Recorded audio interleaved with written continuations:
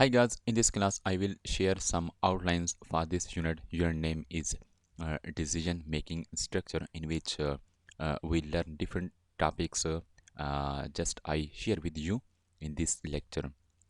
Decision making. What is decision making? I will discuss with you.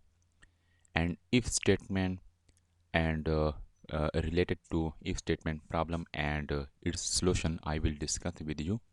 And in the if statement I will share some points and concept of what is if statement, its syntax with example and problem and providing you a solution.